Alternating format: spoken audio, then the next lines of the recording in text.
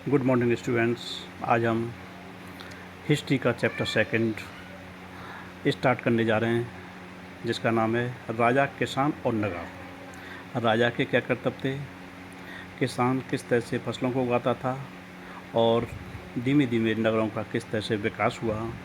हम हड़प्पा एवं सिंध घाटी की सभ्यता के बारे में पढ़ चुके हैं। उसमें व्यवस्थित ढंग से उन्होंने नगरों को बसाया था, लेकिन दुर्भाग्यवश वो डिस्ट्रॉय हो गए। इतिहासकारों का मानना है कि वो कोई नेचुरल कैलेमिटीज़ के कारण उनका ख़त्म होना, डिस्ट्रॉयमेंट हुआ। धीमे धीमे फिर भारतीय उपमहाद्वीप में नगरों का विकास होने लगा। लोग सामूहिक रूप से रहने लगे, लेखन कार्य स्टार्ट हुआ, कृषि बस्तियों का जन्म हुआ। बॉडी को, शवों का किस तरह से दाह संस्कार किया जाए, उसके बारे में भी उन्होंने अपने अलग अलग ढंग से तरीके खोज निकाले।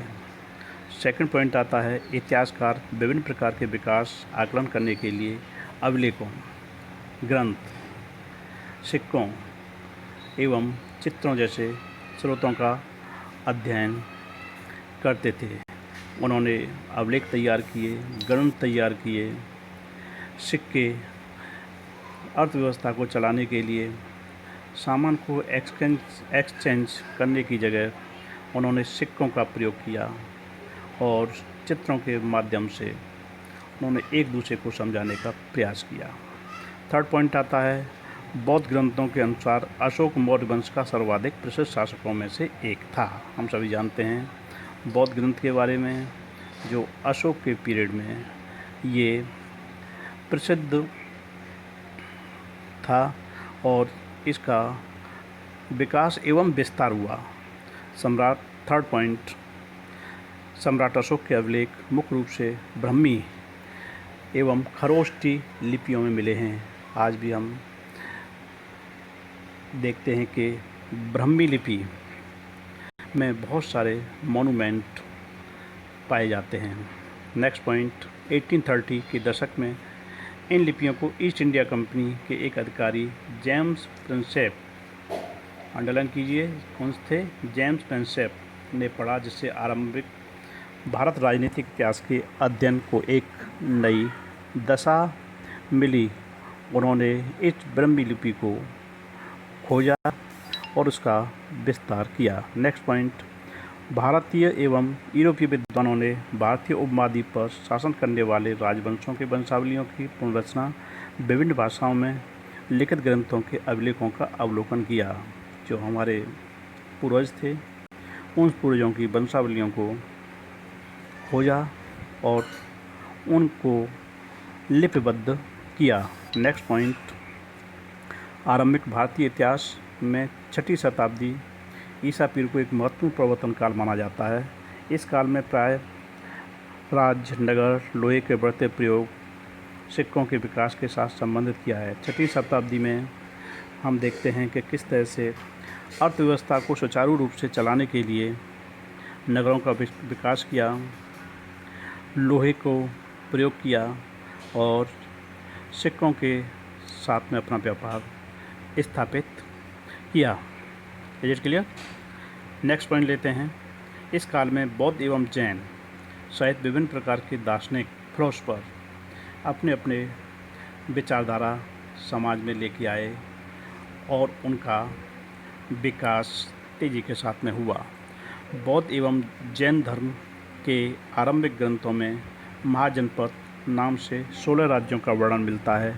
यद्यपि इन ग्रंथों का इन महाजनपद के नाम से एक समान नहीं है, लेकिन वज्ज, मगध, कौशल, पांचाल, गांधार, कुरु व अवंती जैसे महाजनपद, है ना, जिनको राज्य भी कहते हैं, ये मिलते हैं। नेक्स्ट पॉइंट, ज़्यादातर महाजनपदों पर राजा का शासन होता था। राजा प्रजा पर शासन करती थी एवं उनकी आवश्यकता अनुसार मांगों को भी पूरा करती थी। लेकिन राज्यों में गण और संघ के नाम से कई लोग का समूह शासन करता था। इस समूह को प्रत्येक व्यक्ति राजा कहलाता था। छोटे छोटे समूह थे, उनके अपने अपने राजा थे। उसके बाद में बड़े समूह थे, उनका एक व्यवस्था को, राज्य में व्यवस्था को बनाए रखने के लिए छोटे स्तर से बड़े स्तर पर उन्होंने एक व्यवस्था को, शासन को चलाने के लिए राजा भी वहाँ पर होते थे। 6वीं शताब्दी में मगध का एक सर्वाधिक शक्तिशाली महाजनपद के रूप में उदय हुआ। इसके पीछे कई कारण, जिनमें लोहे के विशाल भंडार, हाथियों की उपलब्धता, ट्रांसपोर्टेशंस के लिए हाथियों का प्रयोग करते थे और सस्ता एवं सुलभ आवागमन एवं राजाओं की महत्वाकांक्षा आदि प्रमुख रूप से विद्यमान होती थी। नेक्स्ट पॉइंट आता है 321 ईसा पूर्व में चंद्रगुप्त मौर्य का पीरियड आया। मौर्य वंश की स्थापना की। उसका राज्य पश्चिमोत्तर में अफ़गानिस्तान एवं बलूचिस्तान तक फैल गया, यानी वो अफ़गानिस्तान और बलूचिस्तान यहाँ तक फैला हुआ था, जो भारत का ही एक भाग थे। मौर्य वंश का सबसे प्रसिद्ध शासक अशोक था। हम सब अशोक के बारे में पढ़ चुके हैं, जिन्हें कलिंग पर विजय प्राप्त की थी। अशोक प्रथम शासक था जिसने अपने अधिकारियों एवं प्रजा के लिए संदेश पत्थरों एवं पॉलिश किए हुए स्तंभों पर लिखवाए थे, यानी अपने विचार उन्होंने पत्थरों पर लिखवाए थे, क्योंकि कलिंग के बाद में बहुत ज़्यादा हिंसा हुई थी, तो वो अहिंसक बन गए और उन्होंने अपने विचार लोगों तक पहुंचाए। उसका मुख्य स्रोत था कि लिखने के बाद में वो अशोक प्रथम शासक था जिसने अपने अधिकारियों एवं प्रजा के लिए संदेश पत्रों एवं पॉलिशों किए हुए स्तंभों पर लिखवाए थे। क्लियर। अशोक ने अपने अभिलेखों के माध्यम से धम्म का प्रचार किया, जिसके अतिरिक्त धम्म के प्रचार हेतु धम्म महात्मा नाम से विशेष अधिकारियों की नियुक्ति की। अपने विचारों को प्रचार प्रसार किया, उसके लिए अधिकारियों की नियुक्ति भी की। धम्म के प्रमुख सिद्धांत क्या क्या थे? सबसे पहले अपने बड़ों का आदर करना चाहिए। सन्यासी ब्राह्मण के प्रति उदारता के भाव दिखाने चाहिए। जो सेवक काम करने वाले हैं उनके साथ में भी उदार व्यवहार रखना चाहिए एवं धर्म एवं परंपराओं का भी सम्मान करना चाहिए। सॉरी। मौर्य साम्राज्य के 5 प्रमुख राजनीतिक केंद्र थे। कौन कौन से थे? Note down. राजधानी पाटलिपुत्र एवं 4 प्रांतीय केंद्र तक्षशिला, उज्जैनी, होयसल व सुवर्णगिरि। इन सभी का उल्लेख अशोक के अभिलेखों में मिलता है। यूनानी, नेक्स्ट पॉइंट आता है यूनानी राजदूत। मार्क कीजिए इसको।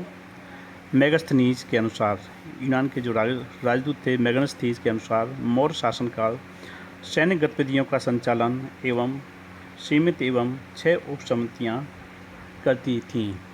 क्लियर। इसको अपनी कॉपी में नोट डाउन करोगे एवं कल के लिए यहाँ से आगे स्टार्ट करेंगे। आज इतना ही काफ़ी है, लेकिन आप अपनी फिर कॉपी में नोटबुक में ज़रूर इनको जो है नोट करेंगे। Okay, thank you.